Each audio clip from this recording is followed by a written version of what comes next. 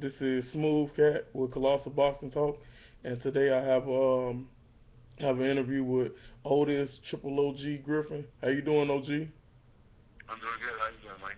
I'm all good, man. Oh, first and foremost, congratulations to you Cowboys for shocking the world and actually making the playoffs this year. How far do you see them going? Uh, I think to be honest with you, the role is been paved for the Cowboys this year. Sometimes you have those seasons that where it's just touched by the hand of God, and to tell the truth, they have the easiest path to the Super Bowl if they take it. I think they match up inside the division. They match up wise, like if they get Atlanta or someone like that, they're gonna smash them. And then if they even get Seattle, they're gonna be able to run the ball in Seattle and make it tough on Seattle, make it a ugly game. And then even if they get Green Bay, who can't stop the run and can't run the ball, then they're in trouble. So Okay. So basically, you got pretty lofty expectations for them. yeah. I think that they can go deep, but and also uh, it doesn't take that much to get them derailed either. Finally the years come to a climax and our running back Murray. has Murray has come and had his arm injury. We got the young cats behind him, but I don't know if they can take it. Okay. Now, to get on boxing a little bit, you I know of late you've been going through kind of like a rough stretch. I think your last 8 fights they haven't went your way. Now is that does that in any mean does that discourage you, or are you still planning on keep moving forward with your career? Well, to be honest with you, I've already retired like 3 times within the last 2 years. Um, Mm. what happens is, I'm a guy that earlier in my career I was well accomplished and in the top 10 for a very long time. So when you're developing a guy like for instance the last guy that I fought, Alexander, the Russian Olympian. When you're developing a guy as such, you want to try to attack him with names like myself that has had titles, that has been a contender, and that has face recognition and name recognition, because then it cuts out the middleman as far as them having to climb the ranking. So that's what's been happening to me the last couple of years. I've been retired. I actually been concentrating, as you know, on my management and learning how to be a trainer from Dr. Dean team Right. at the gym. So, but every once in a while they call me with a check I can't refuse, and I get out there and give it a good fight. But after the last fight, finally, I've been an athlete since I was 6 years old. A lot of people don't know that I come over to boxing from the NFL, Right. and my body's had enough. That last fight, before the weigh-in at the hotel, I was there with my family. I got a lot of family in Texas. Of course, I was in Texas A&M, and my wife is from Texas. So uh, we're in the hotel, and I go to the door to get it, and and and I just like collapsed. I fainted, like blacked out for like Mm. probably like a minute or so, and I when I collapsed, I hit how heavy hotel doors are. I hit my head Right. on the hotel door, then I banged into to 2 different walls. They said, and then I was just like out, and my wife was scared because she said I started like having seizures or whatever. And I was Mm. like, what? Because when I got up, I felt fine and everything, but that's never happened to me before. And what it is that, and the weight's getting harder to make. Right. That happened, and then I'm just like, man, my body's crying out to me like, sit your ass down. and I'm not listening, because when people see me, they look at me, because I feel like I'm in my 20s, from the outside appearance, but I put this body through a lot of stuff, from 6 years old to 36, NFL, boxing, been through a lot of stuff, so I'm dying. Okay. Well, I'm glad to know that you're doing better now. But okay. Now I ask this: out of your career, what was your most satisfying win?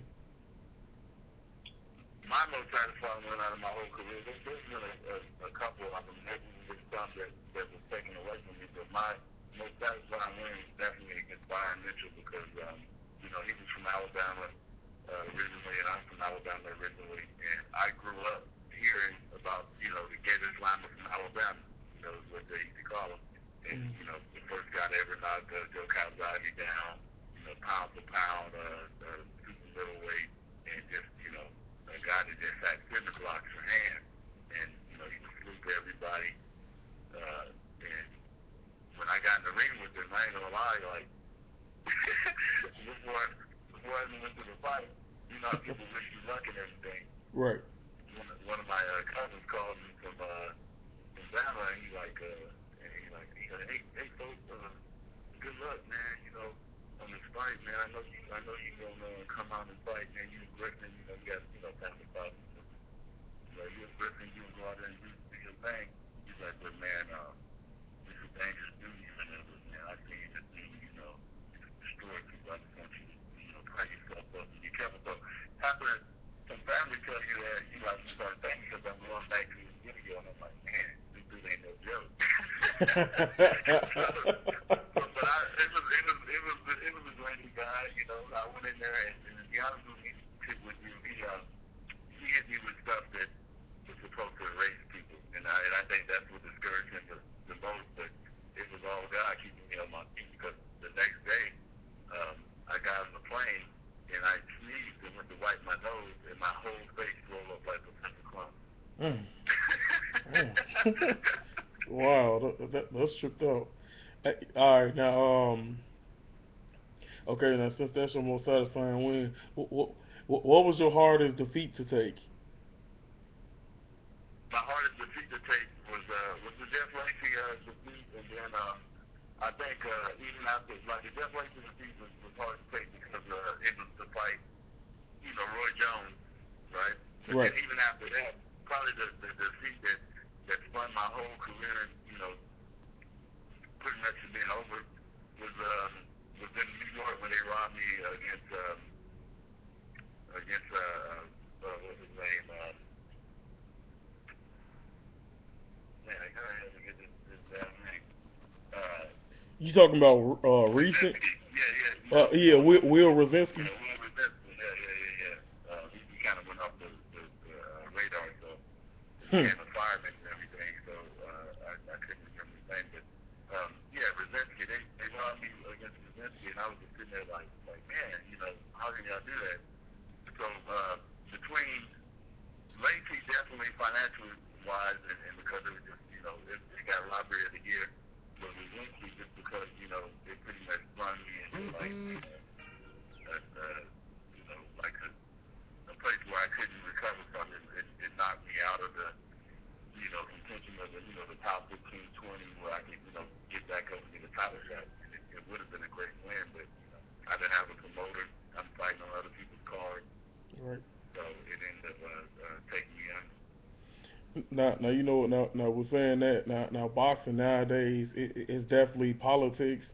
Definitely is a big thing in boxing. Do you feel that like okay, let's say if you came around in I'll say maybe the 70s and 80s, do you feel you would have had a better opportunity to be more successful with less politics back then?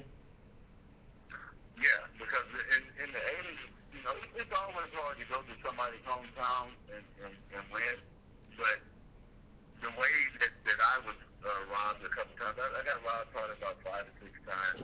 Definitely Lacey and Rosinski being some of the worst ones. But when you usually get robbed, it's not it's not a landslide fight. Like Jeff Lacey, I beat Jeff Lacey 8 out of 10 rounds. There should have been no way that any referee got it wrong.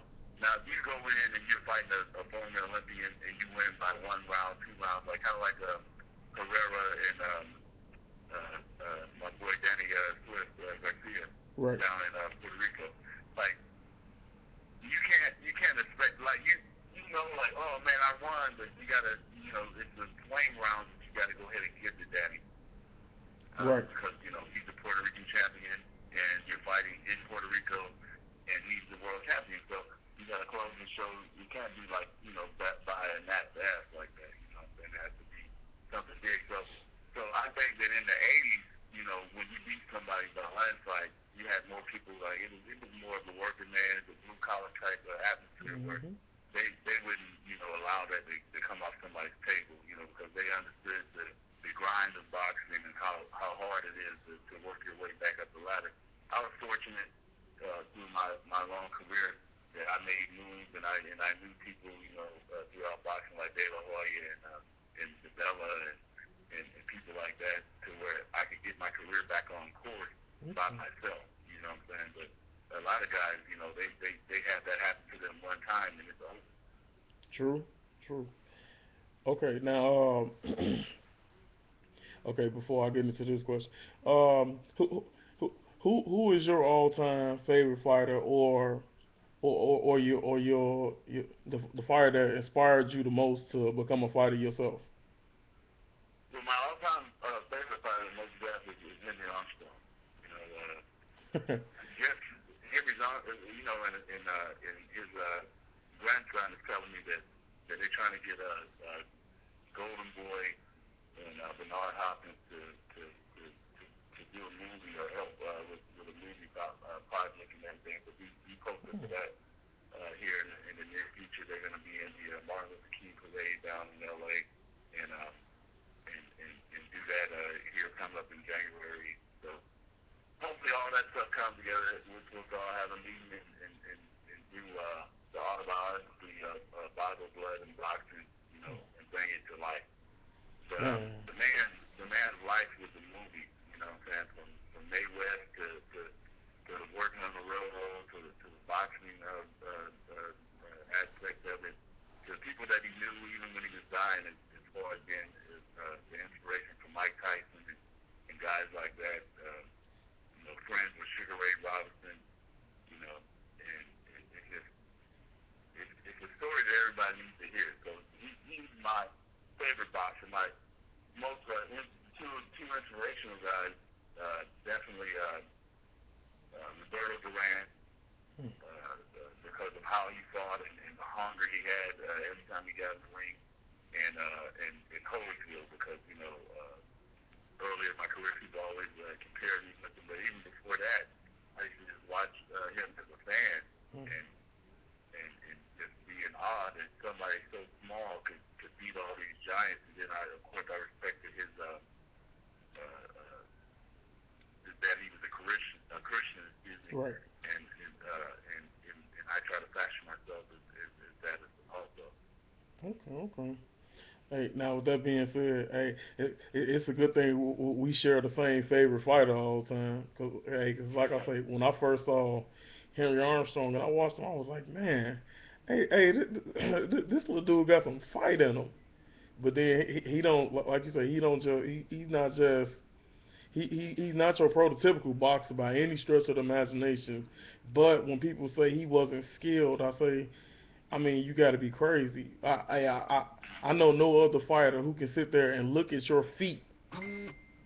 He watched your feet and judged when you was gonna punch by the movements in your feet. That's unheard of. I haven't seen nobody in current boxing today even try that. Yeah, yeah.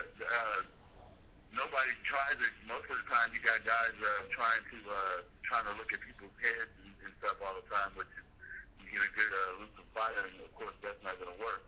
But yeah, he had all kinds of techniques as far as power and strength. That he was one of the first guys to use axes and sledgehammers as far as building power. He learned that from working on the railroad. Mm-hmm. He was one of the first guys to use organs, like the location of organs as far as your heart. He had a heart punch. He had a blackout punch that hit you behind the chin or on the temple or on the point of your chin, which was overhand right. Mm-hmm. Uh, he, of course, like all boxers, knew about the liver, but he had a sternum shot. So this was like high-speed chess. This guy was very cerebral. So cerebral, in fact, that even when it came to Joe Lewis, uh, uh, one of the first dominant black heavyweights, when he lost to Max Mellon the first time, he came to Hank and actually asked Hank to help him prepare for the next fight. And Hank, being his friend and loving him as a friend, he taught him the blackout punch, which is the overhand right that comes over the jab, and Right. the very punch that he caught Snow with it and ended the fight. So Mm-hmm. the guy was very scientific. True, true. Oh, now, all right. I'm gonna ask you one last question. In your career, who was the hardest puncher you ever faced? The hardest punch I ever faced was two guys. One, Marcus Olvera, who is a world title challenger. He caught me with an uppercut. This is a fight that I was actually winning, and he caught what I call alley cat syndrome. He got against the rope. I went in to hit him, and he caught me with a powerful uppercut that lifted me, that went under my chin, lifted me off my feet. I dropped to my butt, and then the back of my head hit the canvas. But all this happened like the explosion, like boom, you know what I'm saying? So, and he's a big Native American kid from the Midwest. Unfortunately, he signed to Don King, so he only got one shot at the world titles in Germany Right. against Bremer, and he lost. Tough fight, smart softball. But then besides that, definitely Byron Mitchell. To Okay. this day in the gym, my coach, Sasha King, tells the story. He's like, man, these are shots that would have knocked down a brick wall. He's like, I saw him hit OG in the body, and his whole body like bent in, and then he said, and he probably don't remember it, which I don't, because I was so in the zone. I was like looking across the ring at Ed Byron to see if he was getting tired or whatever, and he kept asking me, "Are you okay? Are you all right? How's your body feel?" But I'm thinking like he's asking me like just as a fight going on, but he's asking me because he doesn't understand how I'm still walking. And then, like I told you, definitely the next day when I got on the plane, I felt everything, body sore, sneezed and whole face rolled up like I had the mop. Um, so yeah, definitely Byron Mitchell. He had classic power, man. I mean, like eraser power. It was crazy. Okay. All right. Now with all that being said, first and foremost, I want to thank you for granting the interview, and like I say, I definitely enjoyed it. Hey, look forward to getting you on again sometime soon. Hey, and I wish you the best of luck with all your future endeavors. And I'm not gonna root for your Cowboys, but hopefully they do good. Yeah, that's all I can ask for, brother. That's all I can ask for. Hey, I'm happy that the Cowboys are in the playoffs. Definitely, it's a good year. I got some guys coming up the pike. I won't mention them yet, but I'll be around for Colossal Boxing Talk. Hopefully, we can one of these round robin discussions that you guys have. And definitely, you guys all have a blessed and happy holidays. And remember, your family and friends are the ones that you love, and keep them dear and close. And be happy for this moment, because this moment is life. Cool, cool. Hey, I definitely appreciate that. I want to, like I said, I want to wish you and your family a Merry Christmas and Happy New Year in these times, and have a great remainder of the day. All right, for sure, for sure. All Hey, right. myself, Griffin, shout down, baby. Yes, sir. All right, take it easy. All right, ladies and gentlemen, that's the end of the video. Hopefully, you guys hit the like button. Leave your comments in the comment section. I'll get back to you at my earliest convenience. And hit the subscribe button. And like I say, keep rocking with Colossal Boxing Talk. We're here to stay. We're gonna keep bringing you guys interviews, and we love boxing, and we love to discuss boxing with you guys. So, like I say, stick around and let's enjoy each other's company. Smooth cat out.